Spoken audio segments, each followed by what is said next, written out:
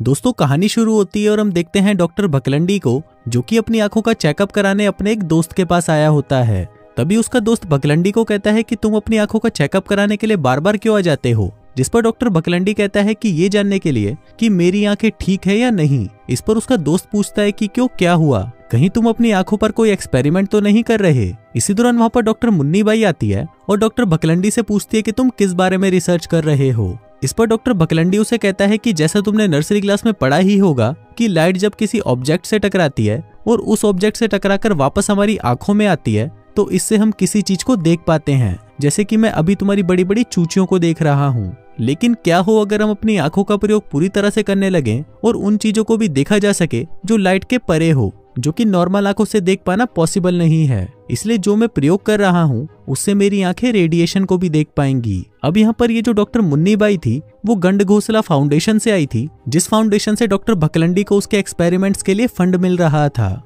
और वो यहाँ पर ये चेक करने आई थी कि उसकी ये रिसर्च उसके फाउंडेशन के लिए ठीक है भी या नहीं। इसके बाद डॉक्टर भकलंडी उसे अपने रिसर्च का एक नमूना दिखाता है। वो वहाँ पर एक बंदर को पकड़ता है और खुद से बनाया हुआ एक केमिकल उसकी आंख में डालता है, जिसके बाद उस दवाई की वजह से उस बंदर की आंखें काफी तेज हो जाती हैं। इसके बाद उस बंदर को पिंजरे में डाला जाता है और वहाँ पर 3 बल्ब लगे होते हैं और इस बंदर को जिस कलर का बोर्ड दिखाया जाता है वो उसी कलर के बल्ब के बटन को दबाता है। फिर डॉक्टर भकलंडी उस कलर बोर्ड के आगे एक शीट रख देता है, लेकिन तभी वो देखते हैं कि उस बंदर की आंखें उस शीट के भी आर पार देख लेती है, जिसका मतलब ये था कि अब उस बंदर के पास एक्सरे विजन आ गया था। और ये सारा कमाल डॉक्टर भकलंडी की रिसर्च की वजह से हुआ था। अब ये देखकर डॉक्टर मुन्नी बाई काफी खुश हो जाती है और वो डॉक्टर भकलंडी से पूछती है कि इस बंदर को कुछ होगा तो नहीं ना, जिस पर डॉक्टर भकलंडी कहता है कि नहीं, इस बंदर के सारे आई टिश्यू बिल्कुल सही हैं। लेकिन तभी हम देखते हैं कि उस बंदर को दिल का दौरा पड़ता है और वो मर जाता है। लेकिन फिर भी डॉक्टर मुन्नी बाई डॉक्टर भकलंडी के इस एक्सपेरिमेंट से बहुत खुश होती है और वो उसे आगे भी ये काम जारी रखने को कहती है। फिर अगले सीन में हम देखते हैं कि डॉक्टर भकलंडी अपने एक दोस्त डॉक्टर बेरोजगार भंडारी के पास जाता है और अपने ऊपर एक्सपेरिमेंट करने के लिए उससे हेल्प मांगता है। लेकिन डॉक्टर बेरोजगार भंडारी उसे साफ मना कर देता है और उसे कहता है कि तुमने जिस बंदर पर एक्सपेरिमेंट किया था वो मर चुका है और अब तुम्हें इस एक्सपेरिमेंट को रोक देना चाहिए। लेकिन फिर भी डॉक्टर भकलंडी किसी तरह से डॉक्टर बेरोजगार भंडारी को मना लेता है, जिसके बाद डॉक्टर बेरोजगार भी इस एक्सपेरिमेंट से जुड़ जाता है।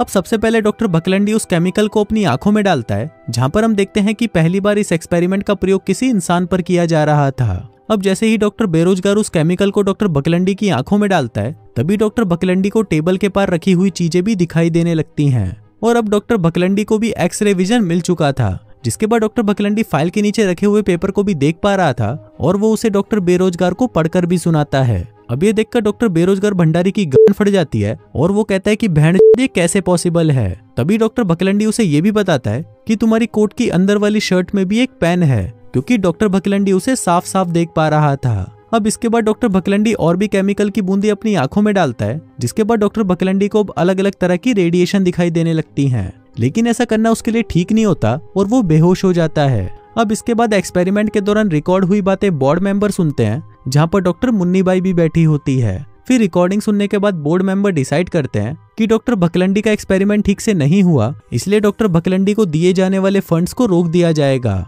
वहीं डॉक्टर मुन्नी बाई उनको समझाने की कोशिश करती है कि ये एक्सपेरिमेंट ठीक से हो सकता है, लेकिन वो लोग उसकी कोई बात नहीं सुनते। इसके बाद हम डॉक्टर बनछोड़ दास को देखते हैं, जो कि डॉक्टर भकलंडी से आकर मिलता है। फिर वो उसे बताता है कि आज मेरे एक पेशेंट की सर्जरी है, इसलिए मैं चाहता हूं कि तुम मेरे साथ रहो और उस पेशेंट का डायग्नोस करने में मेरी मदद करो। इसके बाद डॉक्टर भकलंडी उस पेशेंट से मिलने के लिए जाता है और अभी भी उसकी आंखों में एक्सरे विजन होता है, जिसकी मदद से वो पेशेंट के अंदर देख लेता है। वो देखता है कि इस पेशेंट का डायग्नोस सही से नहीं किया गया। फिर ये बात वो डॉक्टर बनछोड़ दास को भी बताता है, लेकिन डॉक्टर बनछोड़ दास उसकी बातों पर विश्वास नहीं करता, जिसके बाद वो उसे सर्जरी के टाइम अपने साथ रहने के लिए कहता है। इसके बाद डॉक्टर भकलंडी डॉक्टर मुन्नी बाई से मिलता है, जहां पर मुन्नी बाई उससे एक पार्टी में चलने के लिए पूछती है। अब वो दोनों पार्टी में आ जाते हैं, जहां पर दारू पीने के बाद डॉक्टर भकलंडी का एक्सरे विजन और भी ज्यादा बढ़ जाता है, जिस वजह से डॉक्टर भकलंडी पार्टी में आए सभी लोगों को बिना कपड़ों के देख पा रहा था। अब ये देखकर डॉक्टर भकलंडी बहुत ज्यादा खुश हो जाता है और इस चीज के मजे लेने लगता है। इसके बाद वो डॉक्टर मुन्नी बाई को भी बिना कपड़ों के देखता है और उसे कहता है कि आपकी चूचियां तो सच में बहुत बड़ी बड़ी हैं, जिसको सुनकर डॉक्टर मुन्नी बाई को शर्म आ जाती है और वो समझ जाती है कि ये हरामी उसके कपड़ों के अंदर भी देख पा रहा है। फिर कुछ देर बाद शाम हो जाती है और डॉक्टर भकलंडी को याद आता है कि उसे सर्जरी के लिए हॉस्पिटल जाना था, जिसके बाद वो अपनी आंखों में वही केमिकल लगाकर चला जाता है। फिर सर्जरी के दौरान हम देखते हैं कि डॉक्टर भकलंडी डॉक्टर बनछोड़ दास को सर्जरी करने से रोकने लगता है और उसे कहता है कि भूखड़ी के अभी भी मेरी बात सुन ले, तू जो भी कर रहा है वो गलत है। मुझे यहाँ से साफ साफ दिखाई दे रहा है कि इस पेशेंट को ट्यूमर है। लेकिन यहाँ पर डॉक्टर बनछोड़ दास उसकी बात नहीं मानता तो डॉक्टर भकलंडी चाकू से उसका हाथ काट देता है, जिस वजह से बनछोड़ दास अब ऑपरेशन नहीं कर सकता था। फिर डॉक्टर भकलंडी कहता है कि तुम्हें लग रहा होगा कि मैं पागल हूँ, लेकिन ऐसा नहीं है, मैं जो कुछ भी कह रहा हूँ वो बिल्कुल सच है। अब उसकी ये बातें सुनकर डॉक्टर बनछोड़ दास मान जाता है, जिसके बाद डॉक्टर भकलंडी उस पेशेंट का ऑपरेशन शुरू कर देता है। अब यहाँ पर डॉक्टर भकलंडी को उस पेशेंट के सारे बॉडी पार्ट्स आराम से नजर आ रहे थे, जिसके बाद वो बहुत ही आसानी से उसका ऑपरेशन कर देता है। फिर ऑपरेशन होने के बाद डॉक्टर बनछोड़ दास डॉक्टर भकलंडी से कहता है कि तुम्हें ऐसा नहीं करना चाहिए था, क्योंकि ऐसा करने से तुम्हें डॉक्टर की प्रैक्टिस छोड़नी भी पड़ सकती है। वहीं डॉक्टर मुन्नीबाई भी उसे प्यार से समझाती है कि तुम्हें ऐसा नहीं करना चाहिए, भूखड़ी के नौकरी चली जाएगी तेरी। इसके बाद हम डॉक्टर बेरोजगार भंडारी को देखते हैं, जो कि डॉक्टर भकलंडी को समझा रहा होता है कि अब तुम्हें इसका इलाज ढूंढ लेना चाहिए, क्योंकि डॉक्टर भकलंडी अब अपने आपे से बाहर जा रहा था और उसे अब हर चीज एक्सरे विजन में ही नजर आ रही थी। फिर डॉक्टर बेरोजगार उसे कहता है कि तुम जो भी कर रहे हो वो सब तुम्हारे दिमाग से कनेक्ट हो रहा है, इसलिए तुम्हें अब अपनी भी फिक्र करनी चाहिए। लेकिन इस पर डॉक्टर भकलंडी कहता है कि नहीं यार, मैं नहीं चाहता कि इस दवाई का कोई एंटीडोट ढूंढा जाए, क्योंकि इस वक्त मैं वो देख पा रहा हूँ जो इंसानी आंखें कभी नहीं देख सकती। यहाँ पर डॉक्टर बेरोजगार उसे कहता है कि तुम मेरी बात समझो, मैं नहीं चाहता कि इस केमिकल का तुम पर कोई बुरा असर पड़े, इसलिए मैं तुम पर यह एंटीडोट लगाने जा रहा हूँ। लेकिन अब डॉक्टर भकलंडी दिमाग से पूरी तरह बावली कांड हो चुका था, इसलिए वो ऐसा करने से मना कर देता है, जिस दौरान उन दोनों में लड़ाई हो जाती है और डॉक्टर बेरोजगार भंडारी खिड़की से नीचे गिरकर मर जाता है। अब ये देखकर डॉक्टर भकलंडी को बहुत बुरा लगता है, जिस पर डॉक्टर मुन्नीबाई उसे समझाती है कि तुमने ये जानबूझकर नहीं किया, लेकिन पुलिस इस बात को नहीं मानेगी, इसलिए तुम्हारे लिए अच्छा यही होगा कि तुम यहाँ से चले जाओ, क्योंकि तुमने जो हरकत डॉक्टर बनछोड़ दास के साथ की थी उसके बाद सब तुम्हें ही दोषी मानेंगे। अब ये सुनकर डॉक्टर भकलंडी हॉस्पिटल से भाग जाता है, जिसके बाद अगले दिन डॉक्टर बेरोजगार भंडारी के मरने की खबर अखबार में आ जाती है। वहीं डॉक्टर भकलंडी छुपते छुपाते एक मेले में पहुंच जाता है, जहां पर अब वो लोगों को जादू दिखाने लगता है। वो वहां पर लोगों के लिखे हुए लेटर्स को पढ़ता है, जबकि उसकी आंखों पर पट्टी बंधी हुई होती है। अब ये जादू दिखाकर डॉक्टर भकलंडी और उसके साथ काम कर रहे लोगों को काफी फायदा होता है और वो लोग काफी पैसा कमा लेते हैं। साथ ही हम देखते हैं कि डॉक्टर भकलंडी ने यहाँ पर अपनी पहचान भी छुपाई हुई होती है और वो यहाँ पर सबको अपना नाम डॉक्टर मांगीलाल बताता है। अब डॉक्टर भकलंडी जिन लोगों के साथ काम करता था, एक दिन उसमें से एक आदमी उससे पूछता है कि तुम ये कैसे कर लेते हो, ये जादू हमें भी सिखा दो। लेकिन इस पर डॉक्टर भकलंडी उसे गालियां देकर वहां से भगा देता है। इसके बाद डॉक्टर भकलंडी अपना टेप रिकॉर्डर निकालता है और अपने एक्सपेरिमेंट और उसमें होने वाले बदलावों के बारे में बात करता है। लेकिन वहीं वो आदमी खिड़की से ये सब कुछ देख रहा होता है और वो सब कुछ जान जाता है। वहीं दूसरी तरफ डॉक्टर भकलंडी के साथ काम करने वाले लोग उसके बारे में बातें कर रहे होते हैं। वो कहते हैं कि डॉक्टर भकलंडी के पास सच में ऐसी शक्ति है जिससे वो चीजों के आर पार देख लेता है। लेकिन तभी वहाँ पर डॉक्टर भकलंडी पहुंच जाता है और उनको बताता है कि मैं तो सिर्फ एक आम इंसान हूँ और मेरे पास ऐसी कोई शक्तियां नहीं है। फिर अगले सीन में हम देखते हैं कि उसी मेले में एक बड़े से झूले से एक लड़की नीचे गिर जाती है। वो काफी ज्यादा घायल थी और बेहोश हो चुकी थी। तभी वहाँ पर डॉक्टर भकलंडी आ जाता है और अपने एक्सरे विजन से देख लेता है कि उस लड़की के पैर में फ्रैक्चर हो गया है, इसलिए वो एक लकड़ी का टुकड़ा उठाकर उसके पैरों में बांध देता है। लेकिन यहाँ पर हम देखते हैं कि उसके साथी ये समझ नहीं पा रहे थे कि इस चूतिए को पता कैसे चला कि इस लड़की के पैर की हड्डी टूट गई है। तभी वहाँ पर डॉक्टर भकलंडी के साथ काम करने वाला छोटा छतरी आता है और उसे कहता है कि मुझे पता चल चुका है कि तुम कौन हो और तुम्हारे पास जो शक्ति है वो सच में एक रहस्यमयी शक्ति है, और मैंने तुम्हारी शक्ति अभी देख ली है कि कैसे तुमने उस लड़की की टूटी हुई हड्डी को जोड़ दिया, जबकि ये करना हर किसी के बस की बात नहीं है। वो कहता है कि मैं तुम्हारी मदद से बहुत सारे पैसे कमा सकता हूँ, जिसके बाद वो उसे आइडिया देता है कि हम दोनों शहर से बाहर जाएंगे और वहाँ पर बहुत सारे लोगों को ठीक करेंगे, जिसके बाद हमारे पास बहुत सारा पैसा आ जाएगा। अब डॉक्टर भकलंडी भी इसकी बात मान जाता है, जिसके बाद वो दोनों शहर के बाहर एक जगह रेंट पर ले लेते हैं। अब डॉक्टर भकलंडी मरीजों को देखना शुरू कर देता है और वो अपने एक्सरे विजन से देखकर उन्हें बता देता है कि उन्हें क्या प्रॉब्लम है और वो कैसे ठीक होगी। अब धीरे धीरे ये यहाँ पर लोगों के लिए भगवान के समान बन चुका था और अलग अलग जगहों से बहुत सारे लोग डॉक्टर भकलंडी के पास अपनी परेशानियों को जानने के लिए आने लगे थे, जिसके बाद डॉक्टर भकलंडी का नाम बाबा बंगाली के नाम से फेमस हो जाता है। इसके बाद हम डॉक्टर मुन्नीबाई को देखते हैं, जिसे पता चल चुका था कि बाबा बंगाली ही डॉक्टर भकलंडी है। जिसके बाद जब वो उसे ढूंढते हुए उसकी क्लिनिक पहुंचती है तो वो देखती है कि वहाँ पर बहुत सारे लोग अपनी परेशानियों का सॉल्यूशन पाने के लिए आए हुए थे।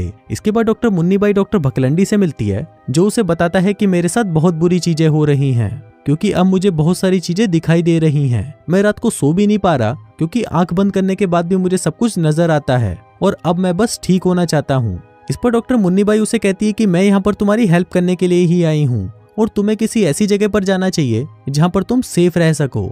लेकिन ये सारी बातें डॉक्टर भकलंडी का साथी छोटा छतरी सुन लेता है, जिसके बाद वो डॉक्टर भकलंडी से कहता है कि मैं तुम्हें यहाँ से कभी नहीं जाने दूंगा क्योंकि मुझे अभी और पैसे कमाने हैं, और अगर तुमने यहाँ से भागने की कोशिश की तो मैं पुलिस को बता दूंगा कि तुम डॉक्टर भकलंडी हो जिसने डॉक्टर बेरोजगार का खून किया है। अभी सुनकर डॉक्टर भकलंडी वहां से भागने लगता है, जिसके बाद छोटा छतरी सबको बता देता है कि ये कोई बाबा बंगाली नहीं बल्कि एक खून करके भागा हुआ किलर है। वहीं डॉक्टर भकलंडी और डॉक्टर मुन्नीबाई वहां से भाग जाते हैं। फिर कार में डॉक्टर भकलंडी देखता है कि उसे कुछ भी ठीक से दिखाई नहीं दे रहा था और उसे सब कुछ धुंधला दिखाई दे रहा था। अब यहाँ पर डॉक्टर भकलंडी चाहता था कि वो अपनी पावर्स को कंट्रोल कर सके।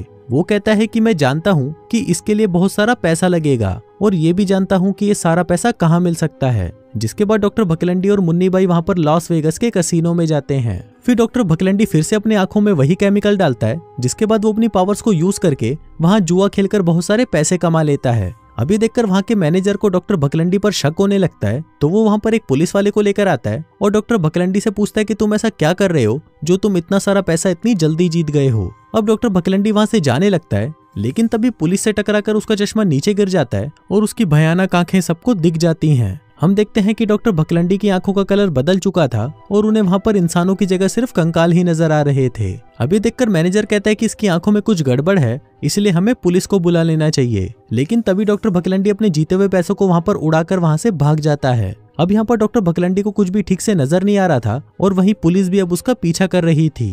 तभी अचानक डॉक्टर भकलंडी की कार खाई में गिर जाती है, लेकिन डॉक्टर भकलंडी की जान बच जाती है और उन्हें सिर्फ मामूली चोटें ही आती हैं। अब इसके बाद डॉक्टर भकलंडी चलते चलते एक चर्च में पहुंच जाता है, जहां पर फादर लोगों को स्पीच दे रहे होते हैं। फिर वहां पर फादर डॉक्टर भकलंडी से कहते हैं कि अगर तुमने कोई पाप किया है तो गॉड तुम्हारी रक्षा करेगा। इस पर डॉक्टर भकलंडी कहता है कि गॉड मुझे कैसे बचा सकता है, मैं तुमको बताता हूँ कि मुझे कैसा दिखाई दे रहा है। मुझे अंधेरे के पार भी एक रोशनी दिखाई दे रही है, जिसका मतलब था कि डॉक्टर भकलंडी अब पृथ्वी के केंद्र को भी देख पा रहा था। तभी वहां पर डॉक्टर मुन्नीबाई और पुलिस भी पहुंच जाती है। फिर पादरी उसे कहता है कि तुमने यहाँ पर पाप और शैतान को देखा है। मैथ्यू ने अपनी बुक में कहा है कि अगर तुमने उसको अपनी आंखों से देखा है तो तुम उसे बाहर निकाल फेंको। अब डॉक्टर भकलंडी भी ऐसा ही करता है और परेशान होकर अपनी आंखें निकाल देता है। अब इसके आगे क्या होता है वो सिर्फ इस फिल्म के डायरेक्टर को ही पता है। और इसी सस्पेंस के साथ ये कहानी यहीं खत्म हो जाती है।